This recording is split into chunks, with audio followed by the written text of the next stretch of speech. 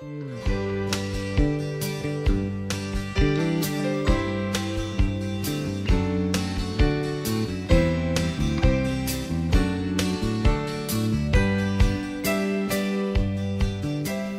to Around Town, and we have got a special edition today. We are here to talk about, to actually celebrate the presidency of Jim Gray at North Carolina Wesleyan College as our president. And Jim, 5+ years you've been here, and it's gone by quickly, hasn't it? It has. It's been a great 5 years, action-packed.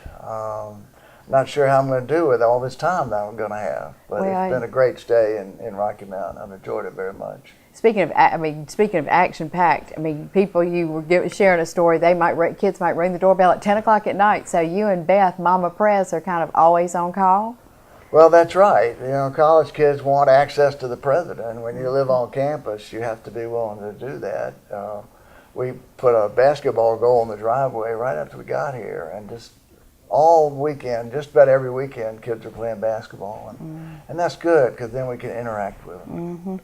Jim, I talked to a number of people with whom you've done a lot of work, Jenny Moorbutter, James Galliard, to name two, and one of the first things that comes to mind to people is you were just unprecedented in how you jumped right into the community and saw the importance of a bond between North Carolina Wesleyan and the community, whether it was the Kiwanis Club, sharing the United Way campaign, working with the chamber on hourly.com and helping to bring the gubernatorial debates here. What was how did you know right away that it would be important to do that?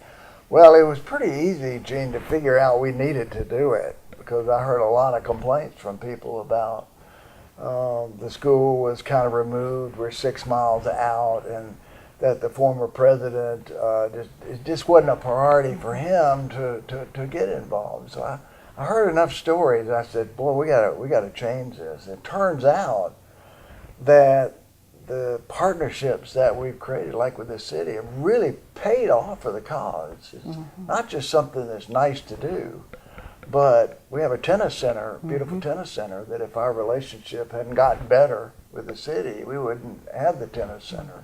And Rocky Mount wouldn't have the USA Spring Championship. So I would say it's enlightened self-interest.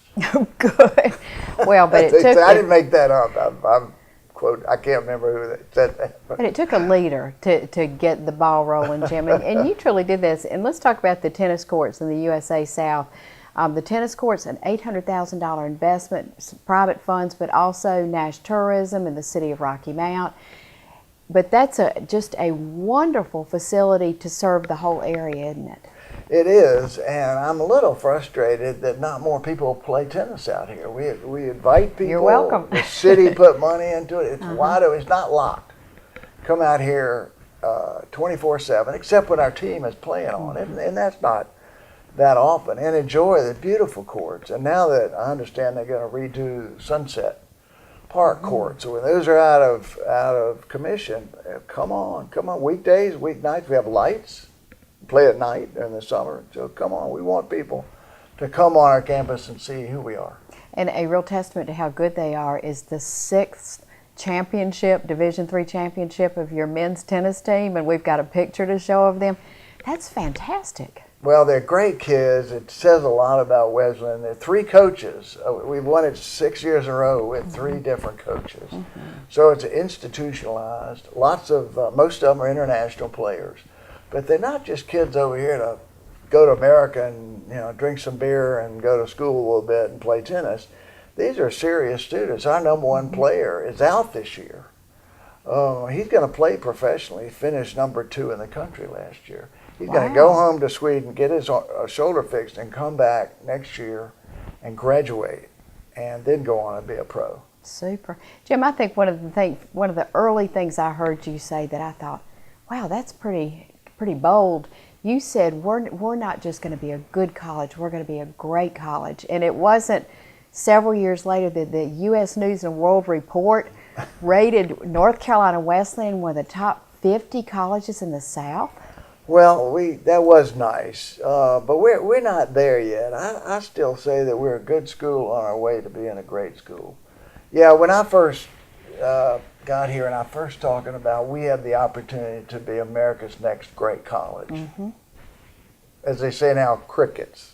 Total silence. Like, what is he talking about? Yeah, I remember being in a group when you said that, and everybody thought, oh, yeah, well. But I also talk about one of my main jobs, I think I've accomplished this, is the infusion of the possible. What I mean by that is that convince people at Wesleyan, staff, faculty, students, that it is possible that we can be a great school. And I think when I got here, the morale was a little low, and people weren't feeling that. And though we still have our shortcomings and things we haven't accomplished, I think people here realize, because they've seen some real progress, it is possible for us to be America's next great college. We're not there. Probably, you know, it's always a work in progress. Even for like UNC, I mean, every year they hold their breath to see where they're going to come in and look at all the resources and all the talent and the, you know, the first public university. So, I mean, I think y'all are doing great. We're getting there. We're making progress in the key areas: financial stability, enrollment. Some of the other things I'm sure we'll talk about are really putting Wesleyan on the map. But I'm very candid. The job is not finished. It's just time for me to turn it over to somebody else and enjoy my grandkids a little bit more and slow down just a little bit. I don't think I'm going to retire. I'm just not able to do that. I don't see you retiring. You've got too much energy. Well, I'm the guy that, for a while, I was sending people emails at 5 a.m. and it was totally freaking them out. And Beth said, "You got to stop doing that. It's freaking people out." Well, they don't have to so read I write them at 5 and line them up. So when the clock is 6 o'clock, I send them. Cut them loose. So it's not quite as radical as 5 o'clock, but you have to work hard if you're going to be a good college president. Let's talk about the finances. When you came, the college was struggling. It was at a time when the economy was struggling. It was very obvious to a lot of people that it was not on sound footing. And that's one of your greatest accomplishments, that when you leave, you are turning over a college that is financially healthy. It is, and we've just been rated such by our auditors who, when they compare us to their other schools, we're now in the healthy range, and we weren't.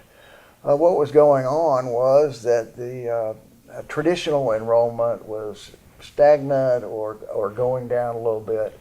And the adult degree program, was just kind of limping along. So what we were able to do is it took a couple of years to get the traditional turned upwards. And 2 years ago, we had more new traditional students. Last year, we again had more, hopefully this year more. But the adult program, the Aspire, is taking off like a rocket. We have almost 1,000 students now across eastern North Carolina. We have 9 sites. Wonderful. Greenville, Wilmington, so you can take Wesleyan courses and get a Wesleyan degree all over eastern North Carolina. And so getting traditional kind of stabilized, turned around, it needs to be higher, don't get me wrong, and having the infusion of the Aspire has done it for us. And Jim, part of your vision too, though, which is in conjunction with this Aspire program, is you've worked with Eastern North Carolina to have an education consortium to help promote education in the whole eastern part of the state. And of course, locally, we've worked with Nash and Edgecombe Community College to have a learning community. But that's bigger than Wesleyan College. I mean, you've really taken our mission and your leadership to really elevate the educational opportunities for people in eastern North Carolina. Well, thank you. One of the first things I did is I went to see Leo Lambert, president of Elon, who's done such a great job, and tried to pick up a few pointers from him. One of the things he said, "Jim, be open to all collaborations, that they're going to become even more important." So I think all schools are now, and you look at Duke and Carolina and Wesleyan, we're all partnered together. We're all stronger together. There are a few schools that can afford to just stand on their own, but they're not many. Right. And you do so nowadays at your own peril. So partnering with Nash Community College or Carolina, which we're doing some things with, doing some things with Duke, it's really important. Well, and I remember during the time you came too, it was when a lot of the small church colleges especially were struggling because just lack of funds. And you embraced that we were going to make it. And to see where we are today versus where we are when you first came is just remarkable. Well, thank you. And any small liberal arts college in the United States, it's not really, really exclusive or not really, really rich. It's having trouble. Tuition is more. If you don't have that second stream of revenue that we have, which is the adult program. And other schools are struggling to create a second stream through online or weekends or whatever, but we're way ahead, and thank goodness we are, because that's allowing us to be healthy. I have to tell you, when I saw that commencement speakers were going to be Senator Kay Hagan and Senator Richard Burr and whatnot, and Martin Luther King III. Yeah, wow. I mean, you were really, hitting some home runs on the speakers here. And well, we have Greg Jones coming up, former dean of the Divinity School at Duke. Well, you may have to keep helping attract some of these people because that's just really remarkable that we're getting that caliber of people coming to Wesleyan. And then the gubernatorial debate, that really we were all over the WRAL. I mean, people were learning and hearing about, this was at North Carolina Wesleyan, who had maybe even never heard of us before. Well, that's right, and that was fun to see, really fun to see. Well, we're going to take a break. Your wife is here. Yes. I started to say your bride, Mama Press. Yes. And I understand that TV isn't her favorite thing, but we need to celebrate her role. Exactly. And so we're going to take a break, and we're going to encourage her to join us. So we'll be right back.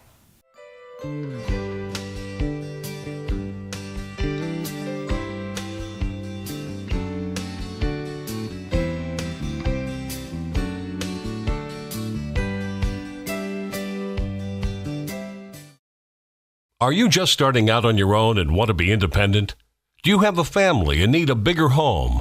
Are the kids moving out? And are you downsizing? First Carolina Realty can help. A 1- or 2-bedroom apartment or house for those starting out. A 3- or 4-bedroom home for a growing family. Rentals, sales, new homes, pre-owned homes, investment property in the city or in the country. Call First Carolina Realty. Now is a good time to make that move. Real estate prices are right, interest rates are low, and there is a fantastic selection of homes available. First Carolina Realty is a full-service licensed real estate firm with offices located at 1100 West Thomas Street, open 9 to 5:30 Monday through Friday. If you have rental properties and are tired of the headaches associated with managing them yourself, or if you're looking for a new management team to manage your rental properties, call First Carolina Realty at 252-985-2321. Visit our webpage at firstcarolinarealty.com. We will gladly help you with all your real estate needs.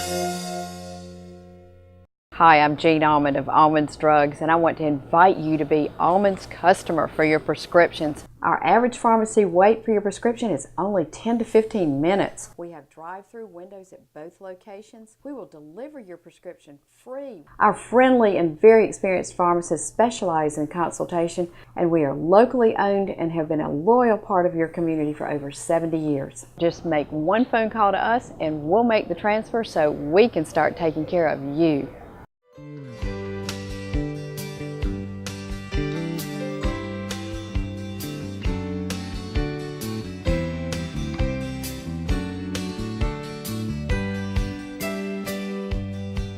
Welcome back. We are in the home of President Jim Gray at North Carolina Wesleyan College and Mama Press. Beth, thank you for joining us. I'm delighted to be here. Well, and we are celebrating your presidency. Well, thank you. And your presidency too. And just have learned so much. I mean, I think a lot of people have kind of watched and seen you in the community, and we talked originally about you have just jumped full force into the community, whether it's the Kiwanis Club, whether it's co-hosting the Christian Fellowship Home for Men telethon. Right. I don't think I've ever asked you to do something when you said no. You just, with the chamber, the hourly.com, you served on the chamber board for a while too, didn't you? 3 years. What is hourly.com? Well, it's one of the things that didn't work. Oh, okay. Well, but you tried it. To get was jobs. An effort. I think it still might work to help our students get hourly jobs and other people in Rocky Mount, but the technology just wasn't there quite yet. So. When with the economy picking up, though, I mean, our economy has not been supportive of that at all. Well, Jim, the role of the wife of a president or the husband of a president, like at Chapel Hill, is not an easy role, because you're out front and you're going 24 hours a day, and Beth is here to watch you and support you and keep you healthy and whatnot. But she has gone above and beyond, hasn't she? Well, she has, and I went to, first summer I was here, I went to Harvard. They put on a course for new presidents, and one of the things they told us was that the role of the spouse, man or woman, is very difficult, because you hear all the mess around campus, but you don't get paid, and you don't have the power to do anything about whatever that mess is. Beth and I talked that this is the first time that we've shared a job. First time that we, because there wasn't a decision a major decision I made without consulting with Beth. Sometimes she would tell me that's the dumbest idea she ever heard of. You probably needed to hear that. That That was okay. But we partnered, and she, to her credit, didn't want to be a president's wife. She didn't know much about Rocky Mount, and probably would have been happy to stay in Chapel Hill. But she dove in, and she made friends, and made probably as many or more friends than I have, and really has respect to people around the community. So Beth will miss them, and they'll miss her. Well, in the comments, Beth, is I told Jim I called a few people around town to get input for this interview, because I really wanted to hear a lot of the warm and wonderful things. And they said, oh, she's so gracious, she's so lovely, she's so enthusiastic. In fact, I was at Bible study with James Gaillard today and mentioned that I was coming here, and he said, oh, I hugged her at church on Sunday. Oh, that's so sweet. But he talked about, people talk about your kindness and your graciousness and your hospitality. And you all do open the doors to entertain students. You make goodie bags for when they're going through exams. I mean, a lot of the kids here don't have real strong support systems. No, they don't, and they need to know that we care about them. I mean, I think we both take it real seriously that when moms and dads drop their babies off at this school, they need to know that there's somebody looking out for them. We care very much that they succeed, and we want to do everything we can to help them reach that goal, which hopefully is graduation, and to feel loved while they're here. So it's just what other moms and dads would do too, you know. So we take it very seriously, and if making a batch of cookies or going to a game and yelling and screaming for them is helpful to them, then it's our pleasure to do it. We love it. And you've had some great teams to support We too, have, haven't you? we have. And we've had some that haven't been very successful on the field, but they've been successful in representing the school, I would say. And they get out there and they practice. Our lacrosse team won their first game in 48. But wasn't it 48 games? Yeah. Yes. And so we took them out to dinner. I think that's worth celebrating, you know. I'm proud of them for hanging in there. I am too. I mean, that's not easy to go to practice all the time and do all that, and to not have very many victories to show for it. But they're great kids, and they deserve to be honored, just like the tennis team that does win all the time. So it's fun. That's really the fun part of being here. It really And you're is. a mom and a grandmother too, so you are used to these mom feelings, aren't you? I am, and we have a basketball goal out in the driveway, and when the students come over here and play basketball, just being in the kitchen and hearing that thump, thump, thump of the basketball and the giggle of kids, it's you know, it is what a mom likes to hear, even if they're not your own children. You feel like they are. So it's been fun. It really is. And I love having had the house on campus. I mean, that makes it so much easier to be visible around school, and I want them to see me. I want them to know me, and I love it when I'm on my bike and I hear somebody yell, "Hey, Mama Prez!" You know. So you ride a bike too? I do. Is it the Prez limo, or is that mine just says Mama Prez on it, Mama Prez. But you know, on a campus like this, it makes it so much easier. If I want to get down to a soccer game, maybe I can't stay a full hour or two. But if I can get down there in 5 minutes and stay for 20 minutes, then it's a doable thing. And so I do love riding my bike around here. How nice for you to have someone to bounce your ideas off of too. Definitely. I mean, that's truly the college got two for the price of one. Well, I think they always do if they choose correctly. I think it's really important. I think there are probably some days Jim wishes I wouldn't share my Well, when she said, opinions. those are three dumb ideas in a row. Yeah, so it's like, oh gosh. Or sometimes I'll be guilty of saying, well, I know what we need to do. And he'll look at me like, you know what, I'm the president. I've only had to say that a couple of times. But the fact that you're laughing about it makes it even. I had to draw the line a couple of times. Well, I wanted a couple of the people I talked to were James Gilliard and Jenny Moorbutter, and James said today, he said one of the really wonderful things that he observed is that you all really made faith opportunities available to the students, that whether it was transportation to go into churches, whether it was letting them know of services. He said he brought his Bible study out here, his evening Bible study, a number of times with your invitation, but that you really did go make a definite effort to say, we're not going to force you to do this, but here it is, it's a good opportunity, and we would be happy to help get you there and make it possible. And that was something that I think all of us celebrate. Well, we were started by the Methodist Church and the townspeople. Now we're affiliated with the United Methodist Church, and proudly so. But we have just about every religion in the world on this campus. We have 10% of our students are non-U.S. We have Muslims, we have Baptists, we have Methodists, we have, you go on and name it. The chapel is open to everybody. And we make it clear. The Baptists have a very active youth program here they call the Bridge, and they're really doing some great work with our students. We have Fellowship of Christian Athletes. I wish some of our other religions would use the chapel more. We offer to take them to synagogue or the mosque or wherever they want to go. So we are open, even though we are affiliated with the Methodist Church. I think that's the way John Wesley would have wanted. And of course, Jenny Moorbutter, as executive director of the Tar River Region United Way, said that when your leadership in that you didn't just fill the position, you expanded the position. You helped with new ideas, you helped reach the goals. She said you inspired other people, and I mean, Beth, I know you saw him just jump in the community. I mean, and Lanny Shelf sat next to me in Bible study, and he said, talk about he was a member of the Kiwanis Club. But those Not are a regular member. But those are things people remember. I mean, you have brought the college into the community in a way that we haven't seen before. Well, and the community reciprocates. Most of our large donors are townspeople. Some are alumni, but many aren't. Our three biggest last donors were not alumni of Wesleyan. They're just people who have adopted the college and are friends of ours and on the board. And so that's the way it is. The relationship between a college and a town is very important. It is. Well, and you recognize that, and that's the important thing. When it goes bad, then you really know it. Let's talk about the Entrepreneur Center.